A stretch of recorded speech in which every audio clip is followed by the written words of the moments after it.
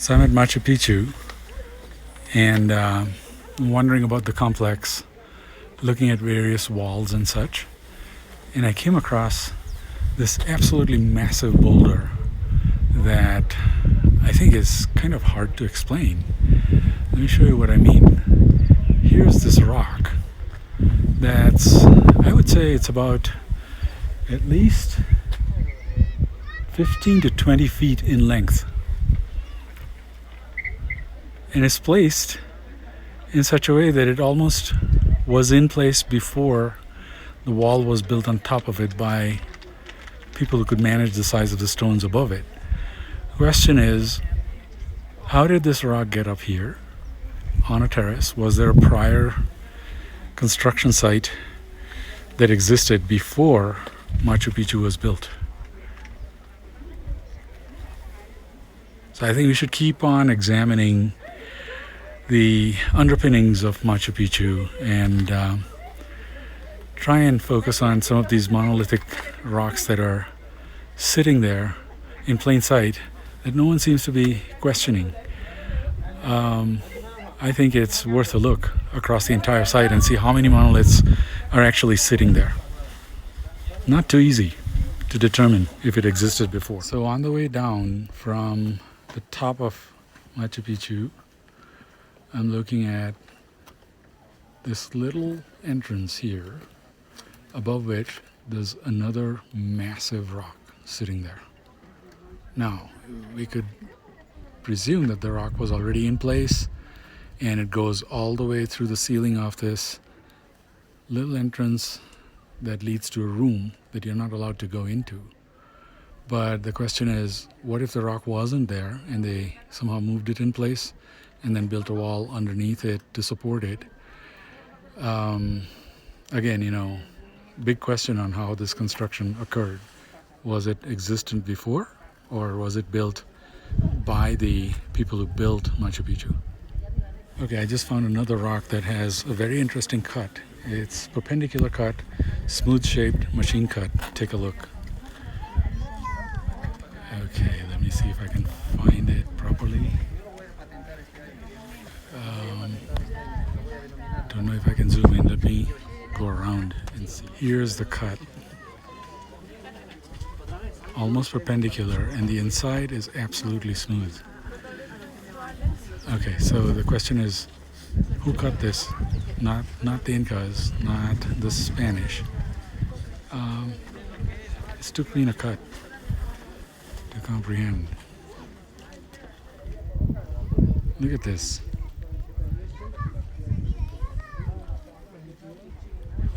It's a smooth surface inside.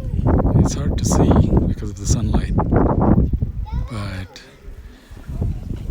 two right angle cuts at an angle going in, and it's absolutely smooth, much smoother than the outside.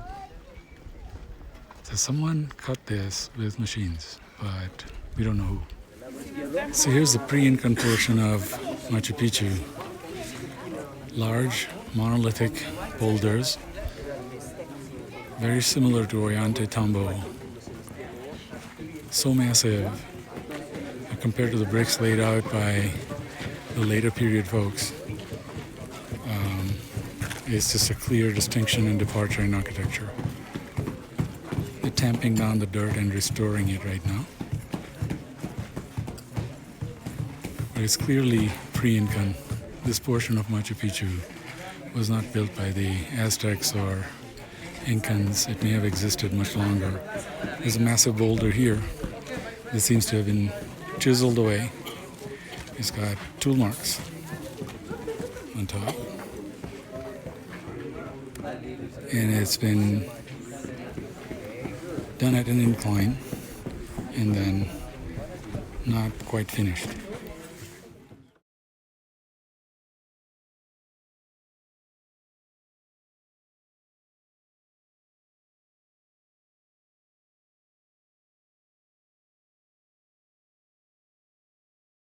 Check out this machine cut.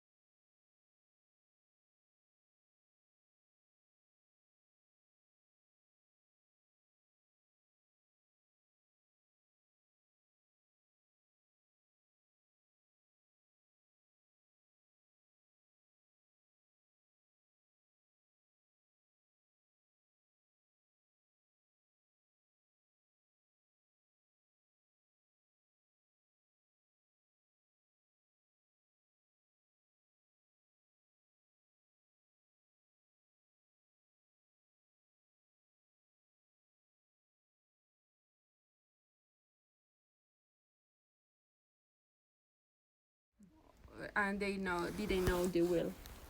Yeah.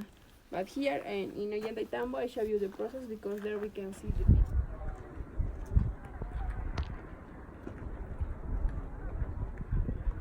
Looks like they quarried some rock from here.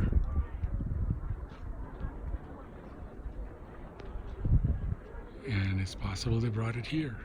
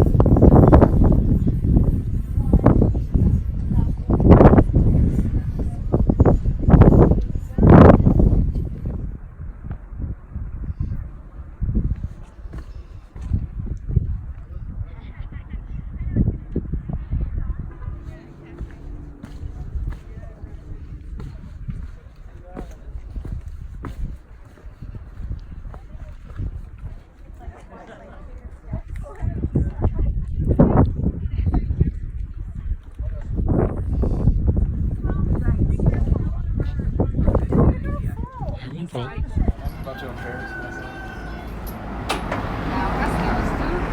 Nice.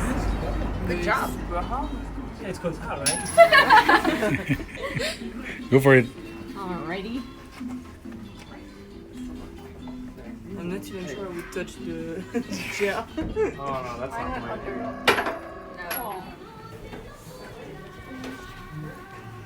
Here we have different kinds of corn. Hello. That is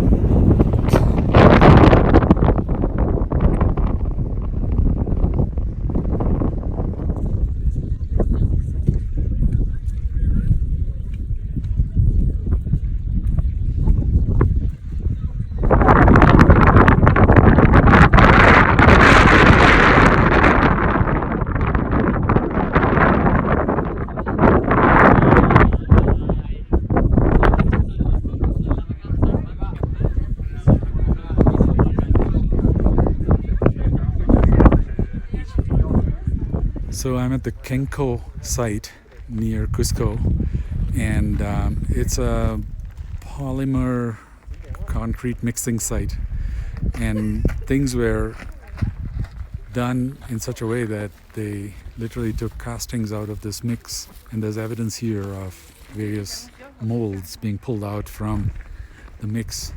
For example, here's a stone block that was cast using a mold out of the mix, and the rest of the site seems to have been abandoned for some reason. Here's another example of how the stone blocks were made. And then, you know, if I circle back around, there's the whole set of mixing that they did. They literally pushed in molds and pulled out blocks and then fitted them together. I'll go around and show you how these blocks, while they were still wet, would have been put together and allowed to dry so that there would be no gap between them. Look at this. Check this out. Mold on top, all the concrete mix is sitting on top, dried up. Underneath, they were just taking chunks of wet polymer concrete mix, putting it next to each other, each block, and letting it dry out, and there's your wall. This is how the Pre-Incans made the large monolithic boulders. This is inside the Kenko site, and they have carved a cave within the polymer mix. Here's a boulder that was being cast. An entire cave complex has been simply pressed out of the polymer mix. Straight walls, 90-degree angle cuts. It's just molding that they were doing. Quite amazing.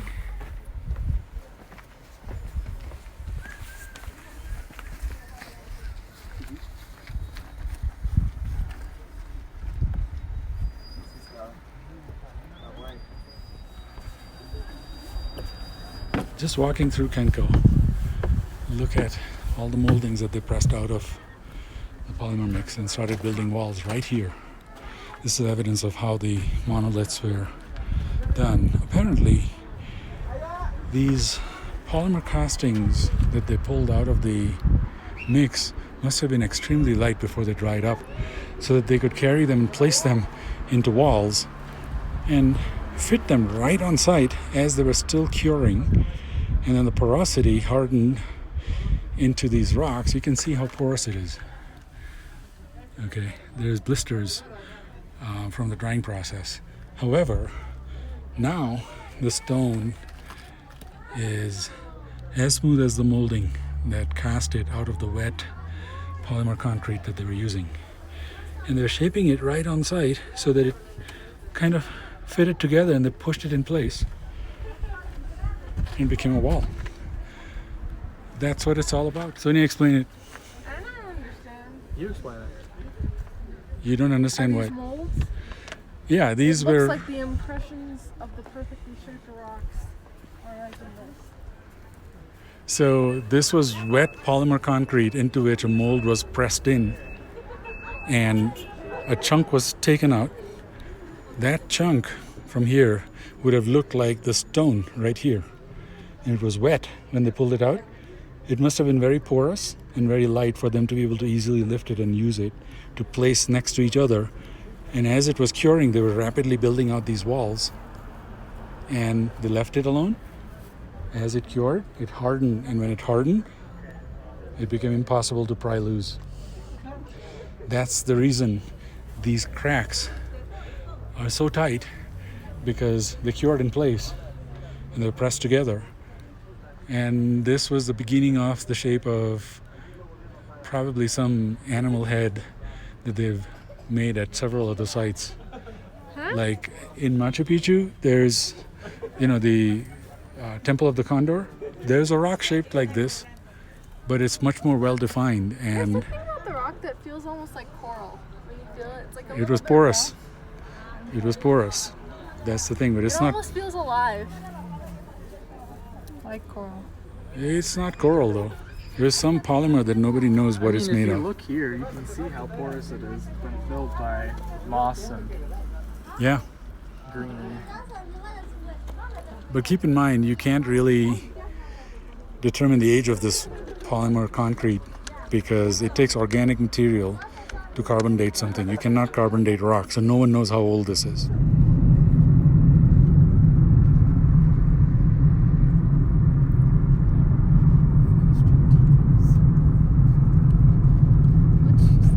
We are headed to Sacsayhuaman, which is the last of the 4 sites near Cusco.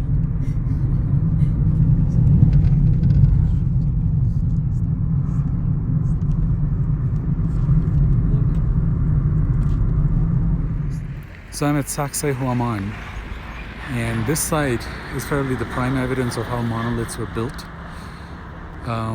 up on that mound, you see the same cascading dried up polymer concrete mix in which there are impressions of rocks being formed right in the middle of the screen here, the frame. Underneath, there's smaller rocks that were built in place for steps, probably for farming. And then across from this site are the really large monolithic boulders that have been constructed from the same polymer mix, I would assume. And then later period, small brick walls were built to shore up the site as it was probably being impacted by earthquakes and the monolithic walls were collapsing. You can see some of the shoring up that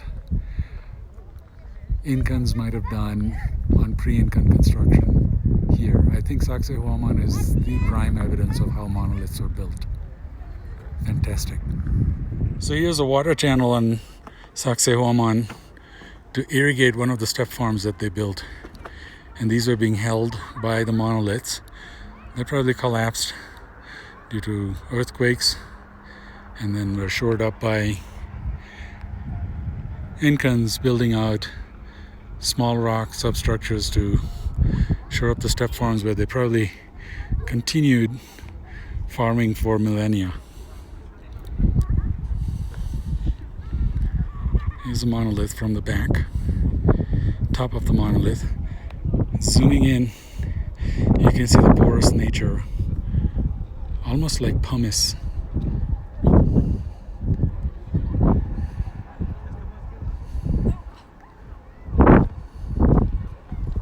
It's quite stunning. And across is the site where the concrete was mixed and molded into these monoliths. Hi guys, I'm at Sacsayhuaman near Cusco, and behind me is clear evidence of how these monoliths were constructed.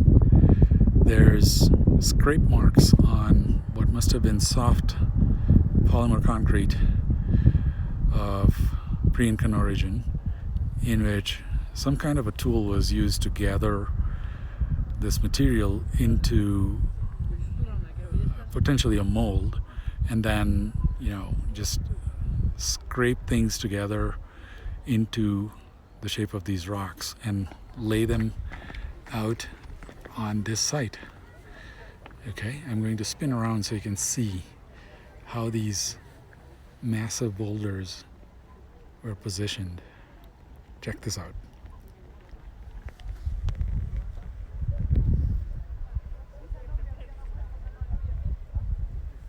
So someone was creating the polymer, scooping it up, moving it across the middle and placing it here into the wall shape.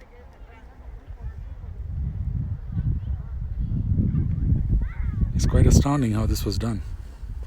Who did this? Not the Incans, not the Spaniards.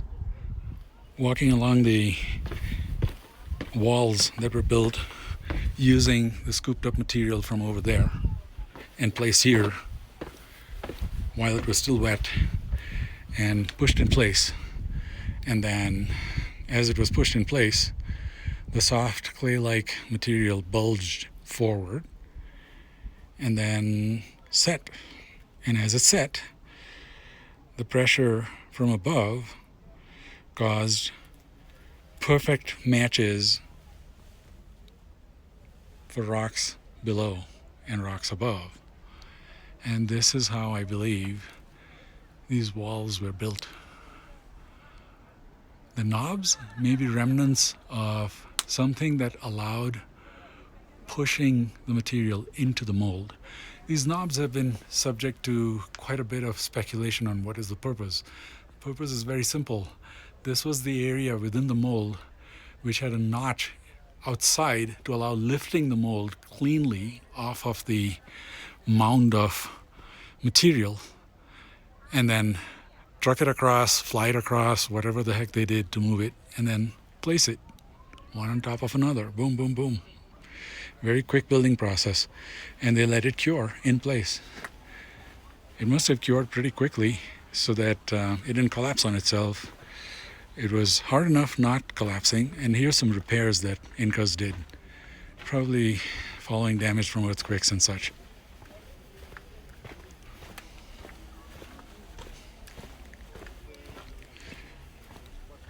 It's not precisely straight because the soft clay-like material bulged forward after the mold was removed as it cured. Lots of bulgy rocks. I am not part of your video series. I'm just here to experience this. Thank you. So the question is, the kids are saying, there's a curved rock. How did they curve it? Well, imagine this, guys. If there was a scooper, heavy earth-moving No. machine that We don't was... think they're machines. We think there's magic at work here. Okay. Let's say there was something magical that was scraping that material across from that mound that you see a football field away, 2 football fields away. And it flew across magically, brought the mold, and you can see how they pushed into the concrete and pulled out molds and brought them across, okay?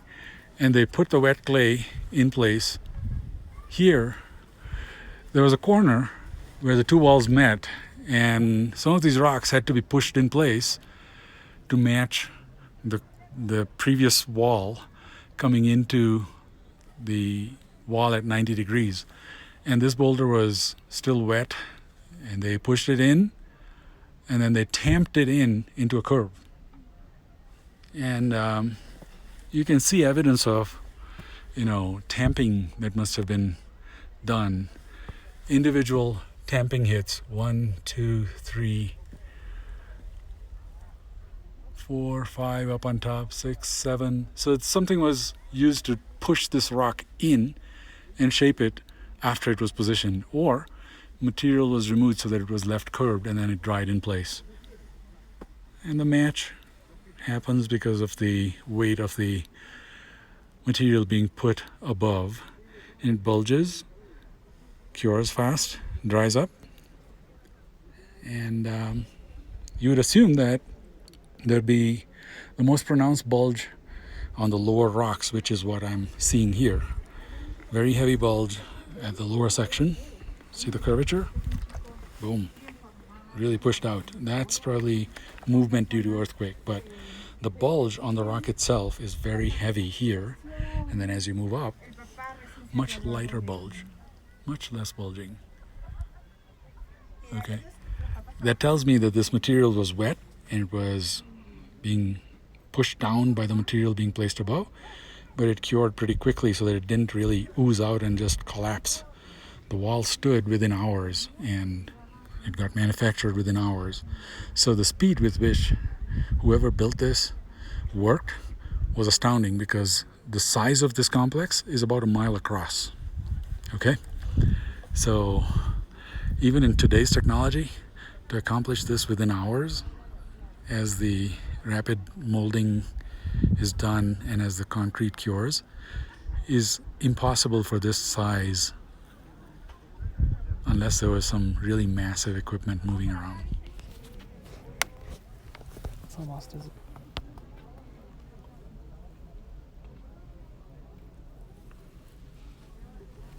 What do you hear, Sonia? It makes little crackles. Little pinging crackles. If you listen very closely.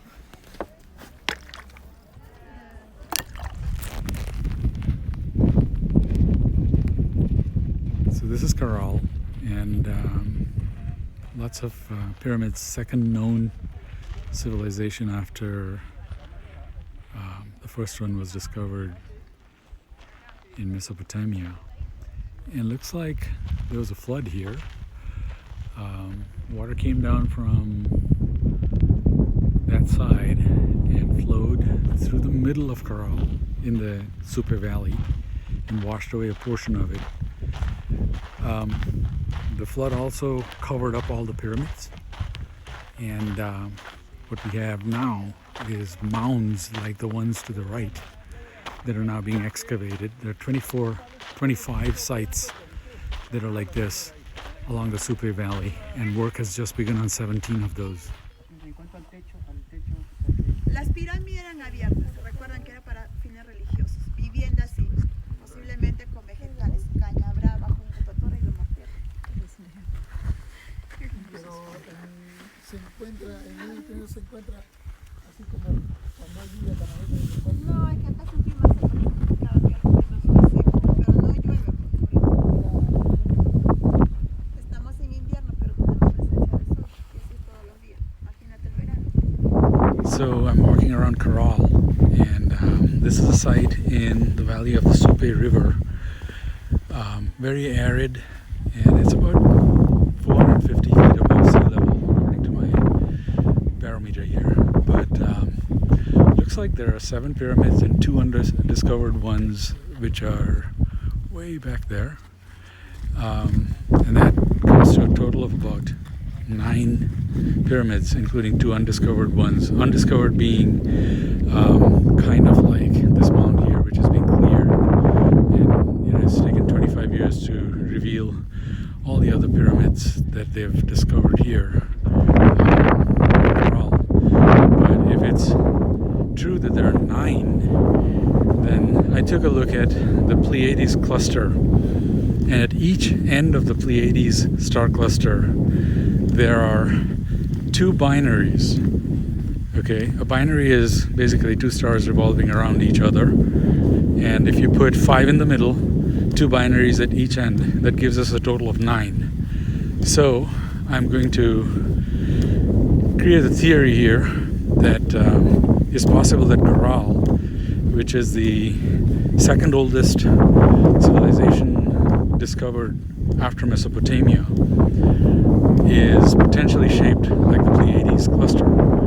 If this is true, and it matches the cluster of pyramids in Egypt, which is structured after the belt of Orion and the Orion constellation, then that means that there's probably a relation between how Corral was architected